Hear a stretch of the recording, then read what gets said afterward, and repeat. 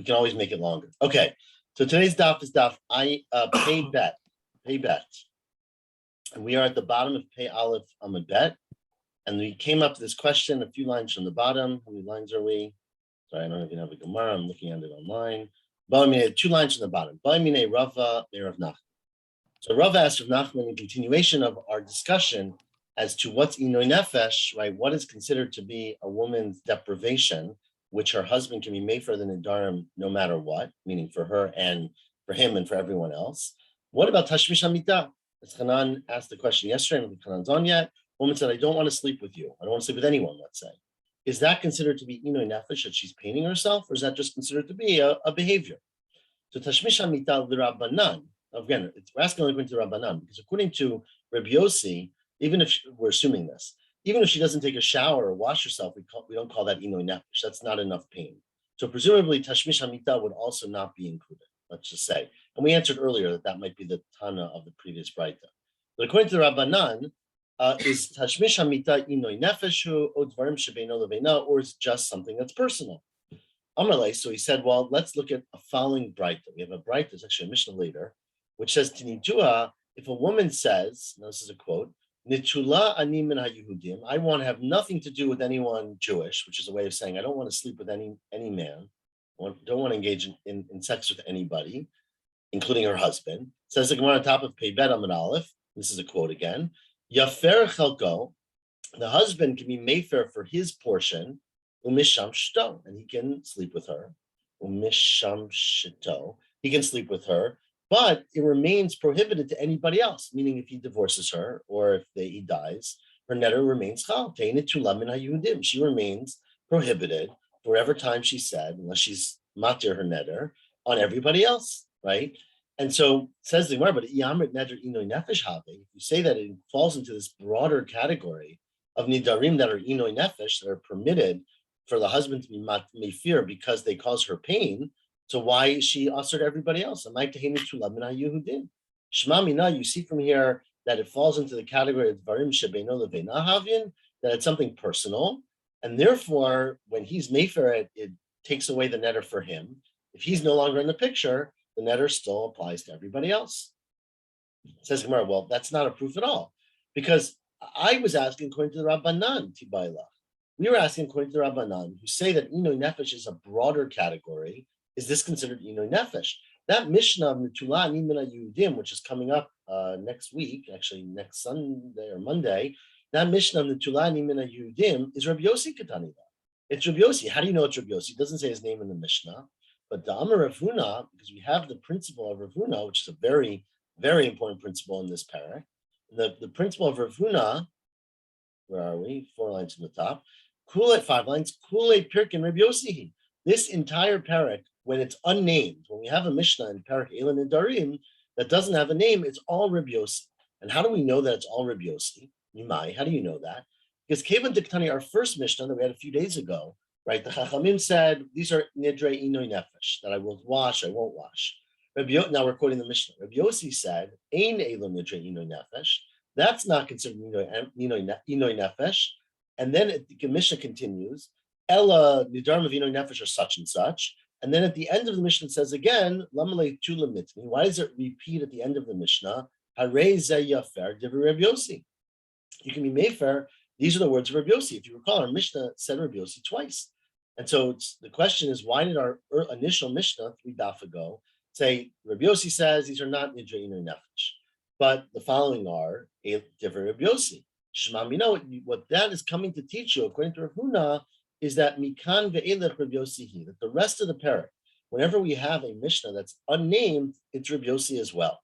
And so really you can't prove from the later Mishnah that Rabbi Yossi, that the Chachamim would include Tashmish HaMitah, would include sleeping with her husband as Inoi Nefesh, because that might be the opinion of Rabbi Yossi. So we leave it up as an open question.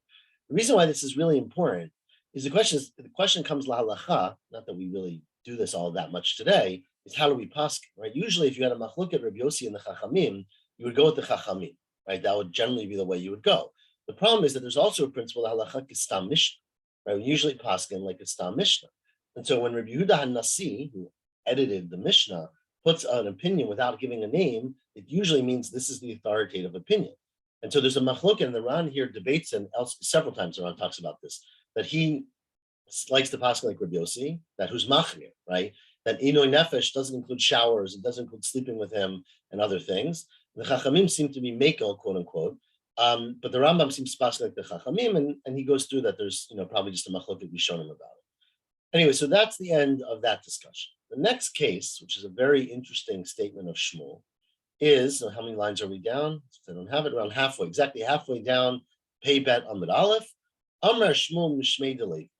Shmuel was quoted as saying, in the name of Levi, the following principle: Kol Nedarim Bal Mefer Lishto. Any neder that is what's it called? Inoi nefesh. Anything that causes the wife to have less, the pleasure, to not have something that she could otherwise have. A husband can be mefer, except if she says, Chutz min hanati al ploni. If she says, I will give no benefit to Reuven, right? So she picks a person and says, I want nothing to do with them. I'll never cook for them or clean for them or do anything for them. They're no mefer, because obviously it doesn't hurt her, it hurts that person. So anything that's about her, he can be mefer. Aval hanat ploni alai. If she says, I want nothing to do, right? This person's really a bad person. I never will buy another piece of clothing from so-and-so, right? Because they, use child labor in China. Then the husband can be mefer, because she's depriving herself of the ability to get benefit from that thing. And that's considered to be inoi nefesh. Now, this seems to contradict our Mishnah.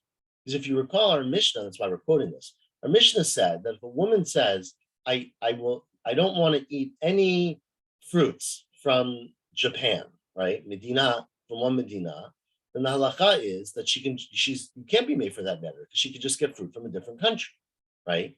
So that implies that even though she's depriving herself of something, since there's an alternative, it's not considered to be inoi nefesh, right? And here should be the same thing. If she says, I don't want to buy clothes from, so-and-so, she can get clothes from somewhere else, right? So why is that considered inoi nefesh, right? So unless you hold that all fashion is unique, right? So you can't really replace it. Possible. Let's see in the Gemara. That's not going to be the answer. A husband can always be made for a neder, if she says hanati al ploni, that I won't give any benefit to someone else, she'eno meifar. Aval hanaat ploni alai, if she ever says, I don't want to get anything from some person, the husband can be mefer, even though whatever that person would do for her, someone else could probably do. Now, what about our Mishnah? It's not. Now we're quoting our Mishnah from 3 daf ago or 2 daf ago. That if a woman said, Perot midina zu alai, I will have no benefit from any food that comes from France, let's say. Very tough one for some of us, right? I won't have any perot from that medina. So that's not a problem. Yavila mi medina acheret. So she'll get fruit from somewhere else. You can't be made for that neder. So you see clearly from the Mishnah that even when you ask yourself on something and it makes it harder to get it, it doesn't matter. You cannot be made for that neder because you can get it from somewhere else. So why, if I say I won't get any benefit from, this store on the corner, can you be made for the neder? Amar Yosef, no. That's because the ka'amrit tavi. In our Mishnah, the case specifically was where she said to her husband, you can't get me any food from France, right? Meaning, I don't mind if someone else brings me food from France, so I can keep getting my food from France, but you can't get it from me. And that just means that he has to work harder to buy food that's imported, from Belgium or something. But it doesn't mean that she can't get the food, right? So as long as she leaves an out, she leaves a way for him to bring it to her from somewhere else, that means it's not considered inoi nefesh. But it means that if she said anything from that country, it would be inoi nefesh. Okay, says Gemara. Well, what about the next case? Tashma, the Mishnah continued, and it said a woman who says perot chenvani ze alai, right? If a woman says I'm not doing any more business at BJ's, I'm never going to that store again, then ein yachol lahafer. Then the husband can't be made for. Again, it's the same problem, right? If she's never going to go there before, then she's depriving herself, even though she can get it from some other store. According to Shmuel, that's considered to be deprivation. And so why, if a woman says, I'm never going to go to this chenvani, do we say the husband cannot be made for that neder because it's not inoi nefesh? Again, the same answer. She didn't say, I will never eat anything from BJ. She said, I never want you to get me something from BJ. So I would get it from someone else. So I still have a way to get it, and you can get me food from somewhere else. So Ron points out, right, there needs to be two things here. There needs to be the ability for her to get the thing from that vendor, even if she has to go a different way to get it from that vendor, right? And there's the ability for her to get food from her husband, even if he has to go somewhere else to get it, right? So if she said, if she said to her husband, the Ran adds this Kiddush, which is very interesting.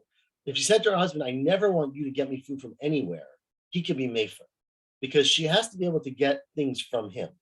But she doesn't have to be able to get things from him from a specific store. So she can offer a store or a place or a food, let's say, from a certain place for him, but she can't offer everything, right?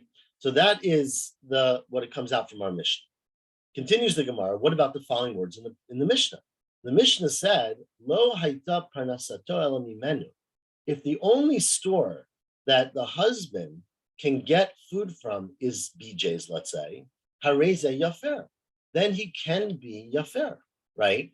So if the only place he can get food for her from is that store, then she's allowed to be mefer. Says, why is that true? According to what you're saying, if she really just said, I don't mind getting food from that store, I just don't want you to bring me food from that store, so amaya fair. Why would the husband be able to be made for that netter? He doesn't need to bring her the food from that store, right? Meaning someone else will do it. So why in the world is it considered to be inoi nefesh, the fact that she said, I won't get any food from that store, if all she was saying was, I just don't want you to bring it, but someone else can bring it? Ella, you know what? It must be that this whole thing is a mistake. I mean, the Seifa, the Lamaite Bal Habi, in the end, that case is where the husband can't bring it to her. So Reisha, the Kamaite He. Therefore, in the Reisha, the first case, right, must be where she gets it herself, basically. So her husband cannot get it for her from anywhere. And still, he cannot be made for the netter. So you see from here that basically she's answering her husband from ever bringing her food. And the Mishnah is saying he can't be made for the netter because someone else can bring her food. But this contradicts Shmuel. Shmuel said if a woman answers any person on herself, that's considered inoi nefesh, right? So how in the world can you explain that? Ella Reisha, how do you explain that? Says the Mishnah, says the Gemara on the bottom line of Pei Beis Amud Aleph. Ella, it must be that's a whole new answer. Reisha ein yachol lahafer. In the Reisha, the husband cannot be made for her netter when she says, I don't want food from BJ's, right? Even though she's getting it herself, meaning nobody can get her from there. So why is that not contradicting what Shmuel said from the daf? In fact, our Mishnah is going according to Rabbi Yossi. So Shmuel's halacha, which of course gives credence to those who pass like the Chachamim, but Shmuel's halacha was going according to the Chachamim. Right? The Chachamim have a much more expansive definition of what inoi nefesh is. According to the Chachamim, anything that deprives her of her regular enjoyment is considered to be inoi nefesh. So just like not washing her face is inoi nefesh, not having anyone be able, a single person or a single store be able to give her any food is considered inoi nefesh. But the Mishnah is going according to Rabbi Yossi. And the Rabbi Yossi member said that washing is not inoi nefesh, right? That's not considered to be too much pain. It's not such a big deal. Now, washing your clothes is inoi nefesh, but washing your face and taking a shower is not.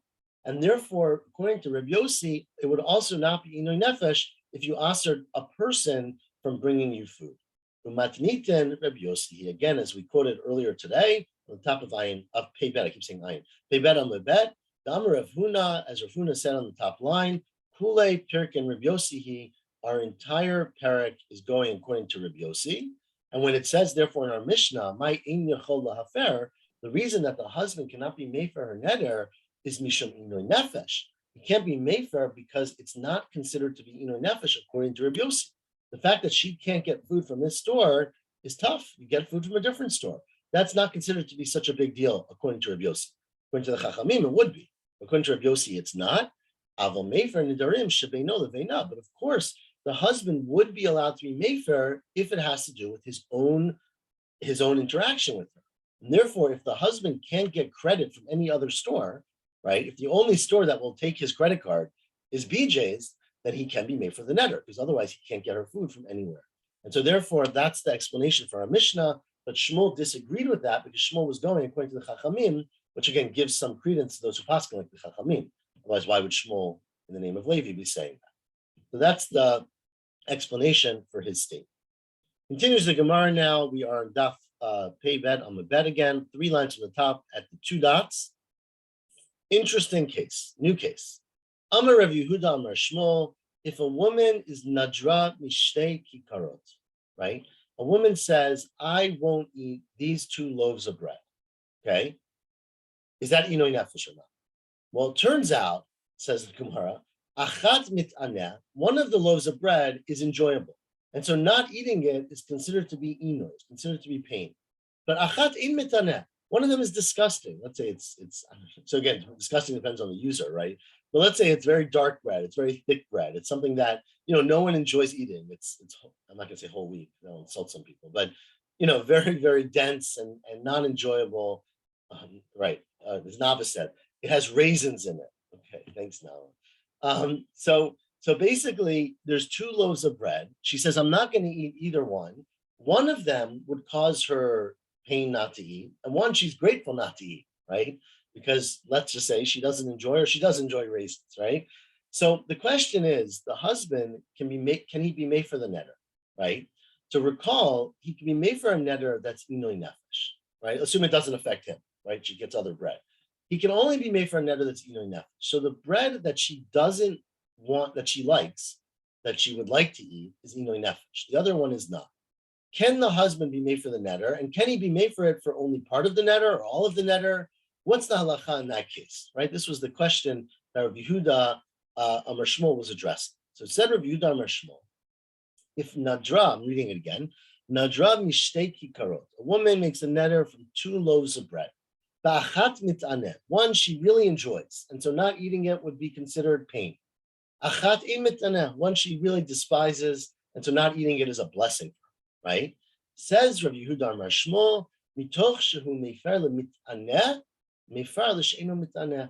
The husband can be made for the netter. It applies to the entire netter. And so just like it applies for the one that she wants to eat, it applies to the one that she doesn't want to eat. So therefore, there's no netter. There's no netter for half. Now, remember that this is very different than what we said earlier when we talked about hatarat nedarim, right? Everyone remembers the case before, a very famous case that we had many times, where a person sees a group of people stealing his figs from his fig tree, right? And he makes a netter and says, all of those people who are stealing the figs should be usher on me forever. And then he walks over and it turns out that his father's there or his brother's there, right? Someone in his family. So then he says, oh, I would have never made the netter had I known it was my father. So we had a machloket earlier about how that netter applies. And one of the prominent opinions was that it applies to everybody, but not to the father, right? Because that was a nidrei ta'ut, we called it before, if you remember, right? So there you seem to be able to split a netter. And so the Ran brings that whole case and points out that this is a very different category. Because here we're talking about hafara, right? When a husband is made for a netter, he has to basically, hafara literally means uproot, right? He has to get rid of the netter. So it's not possible in this case for him to do part of it. He has to be made for the entire netter from this point on, right? It doesn't go retroactive, but it's from this point on. And since he's being made for the netter from this point on, if he's made for part of a netter, the whole thing has to go away. And so in order for him to get his wife to be able to eat the bread she wants to eat, he's got to be made for the other part of the netter that includes the bread she doesn't want to eat. So that's what Rabbi Yehuda Amar Shmuel said. Rabbi Asi said in the name of Rabbi Yochanan, no, it's not how it works. Mefer lemit'aneh, he can be made for the netter for the part that is painful for her, so that she can then eat the bread she likes. But ein mefer l'she'ein mit'aneh, but he cannot be made for the other parts. So in fact, Rabbi Asi says in the name of Rabbi Yochanan that the husband can split the netter, basically. That he can be made for part, but not for the entire thing.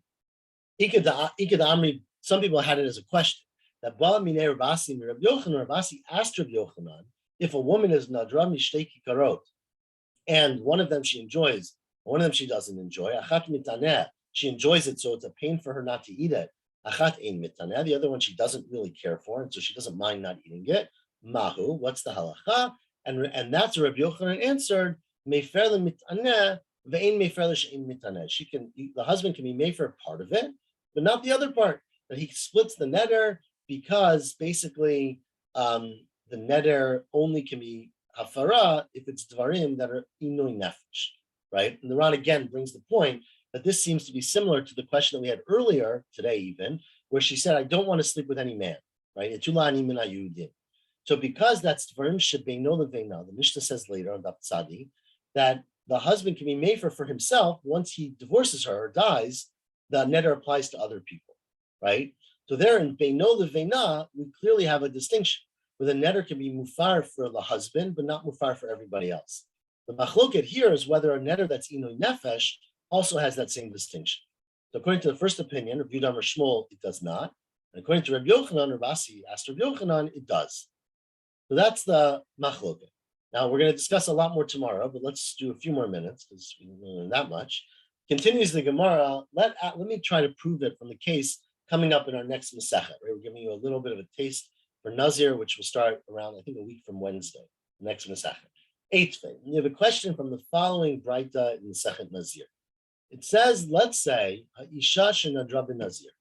A woman says, I want to be a Nazir, Nazira, okay? Assuming her husband doesn't know about it yet. But then she doesn't follow the rules. So she's a bad Nazira, right? She breaks the rules. And she is Haita Shote Yayin, she's drinking wine, she's going and touching all the dead bodies, right? Just really breaking the rules there. Hareza Sofeget Darbaim, she gets makot, right? Because that's we'll discuss in Masechet Nazir, but if you break Nazirut on purpose and you get Hatra'ah, etc., you get punished. So she'll get punished for doing that. Now, obviously, that's not a chiddush. We're quoting it from the next part. Let's say Hafer la Ba'ala. Let's say her husband hears that she became a Nazira, and her husband says there's no way she's going to keep that Nazirut. I'm made for her neder, right? Her Nazirut, which a husband can do. But she doesn't know that he did that. Vihi lo yada shehafer la. She doesn't know that she got to get out of jail pass already, right? So she said, I'm going to be a Nazira. Her husband heard about it and was mefer. Nobody told her. But she doesn't care. She's just breaking all the rules. Then she doesn't get makot because she's not a Nazira, even though she might be a bad person because she tried to break the rules, right? But trying to break the rules is not the same as breaking the rules, right? Now, the question is, though, why in the world is the husband's hafara work against her Nazirut? So why in the world would a husband be able to be mefer on Nazira, right? Because you would say, because it's pain for her, right? Not drinking wine, as Nava will know, is very tough, right? Just kidding, right? So she can't do certain things. It's not fun to be a Nazir, right? You've got to suffer. So the husband can be made for the Nazirut because she's in pain from it. The problem is that there's parts of the Nazirut that are not painful. For example, as a Nazirah, you're not, this is the Ron's example, the Gemara's example, you're not allowed to eat grapes, right? Or skins of grapes, right? The zag. So why is that such a big deal? You don't eat some grapes. What? It's not the end of the world, right? So ask the Gemara if it's true, that the husband can be made for, according to Rabbi Yochanan, as Rabbi Yochanan said, for part of a neder,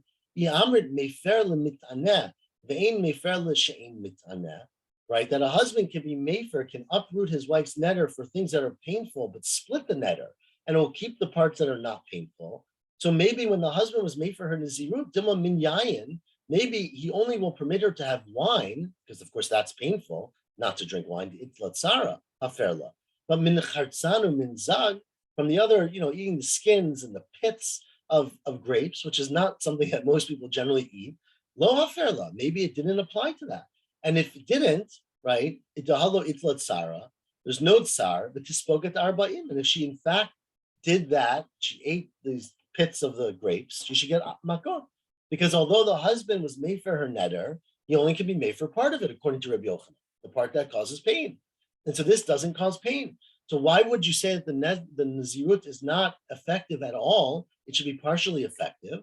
Answers Rav Yosef, it's not a question. Because there's a separate halacha in Nazirut that ain Nazirut v'chatzain. That there's no such thing as half a Nazir. There could be half a neder, but there's no such thing as half a Nazir. And so if the husband can uproot part of her Nazirut, he uproots the entire thing. There's no, Nazir is defined by certain rules in the Torah. It's not a neder. It's not like a pick and choose kind of thing. And so once the husband can be made for part of it, specifically, even according to Rabbi Yochanan, he will be made for the entire thing.